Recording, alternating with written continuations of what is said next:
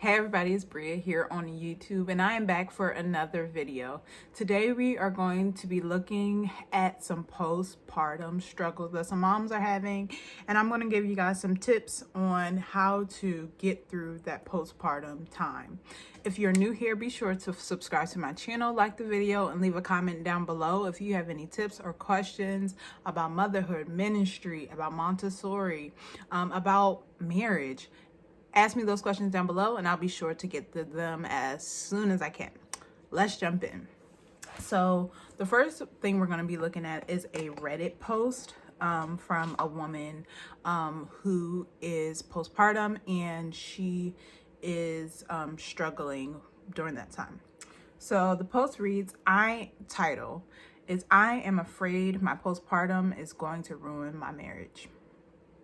And it reads, my husband and I have been together for 6 years, married for 1, and parents for 7 weeks. We are not doing well. I think the postpartum has hit us harder than either of us expected, but I was not expecting the absolute lack of energy or desire to do anything. I feel like if my baby didn't depend on me surviving, I wouldn't. That's not to say I'm suicidal, but if something happened to me, I wouldn't really care. Eating is a task, drinking water is a task, getting out of bed is a task. It doesn't matter how much I rest or how little I do, I'm always soul-suckingly tired. Physically, emotionally, just drained.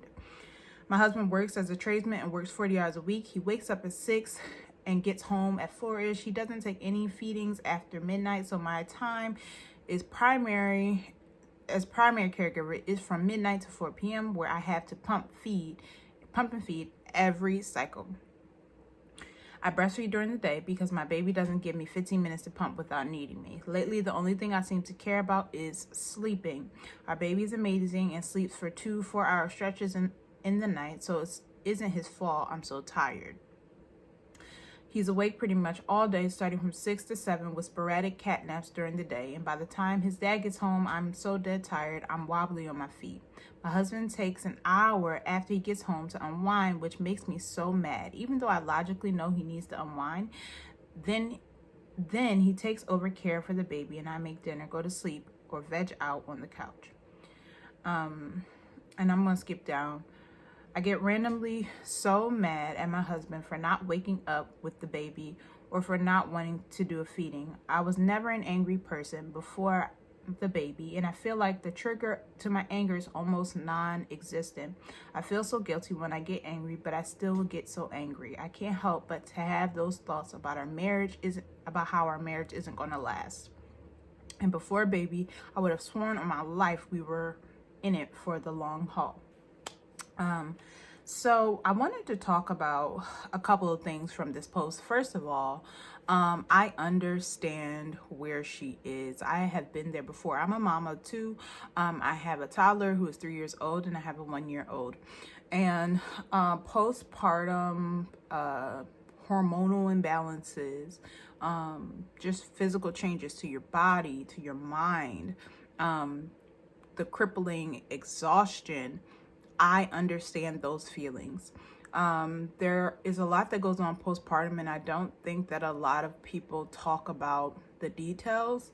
And I also don't think a lot of times people are honest with their healthcare providers about what it is they're experiencing. I know that for me, I realized this after the fact that when I was going in for my postpartum appointments and appointments with the baby, they would ask me questions about how I was feeling. Was I resting? Did I have thoughts of this and that?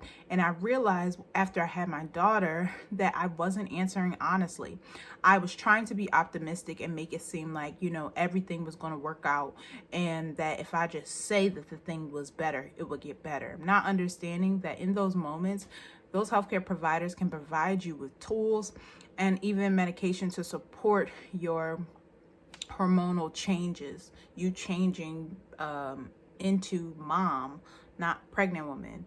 And so that's the first tip. Express those concerns and those frustrations to your healthcare provider, because they may be able to provide you with some resources as far as therapy, groups, postpartum mom groups that can help you work through those thoughts and feelings. The second thing I want to talk about is that relationship with your spouse during that time. it has a potential to be very, very fragile. Be honest and understanding that both you and your spouse are in transition, whether you're becoming new parents or parents to more children. It is a transition for the both of you. So you have to be kind and you have to show more grace. I know that I have seen a lot of posts talking about how married women are single mothers, and I don't like this narrative because it paints it as if men are not trying to connect with their spouse, trying to help. In some cases, sure, there are people that aren't helping in their marriage.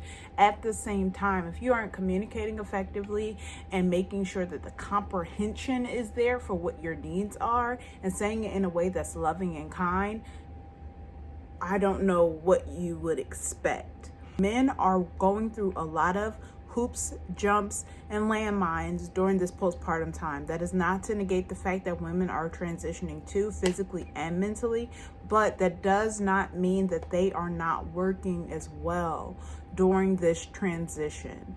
We have to show more grace, ladies, because just because we are going through a postpartum transition, that does not mean that our spouse isn't going through struggles, and maybe not as intense, but going through struggles to become a good father, to become a better husband, to become a husband that actually wants to know this new you're changing. And he does have to go through this transition and not knowing exactly what to expect and not knowing exactly how to handle things. So show grace. I have gone through postpartum depression. I've gone through the baby blues and the anxiety. And for both of my children, the biggest tip that I have is to slow down. Fill yourself out. Figure out where you are mentally and physically. Evaluate. You and your spouse have the potential to strengthen your marriage. Contrary to popular belief, people think that babies cause marriages to fail. I believe, based off my own experience, that babies have the potential to take your marriage to the next level because you are coming together to grow amazing children. Do not let these people on. And this is the other thing. Stop consuming content that will have you out here thinking your spouse is the worst person in the world. Tell me the most annoying thing your partner did when you were newly postpartum. I'll go first.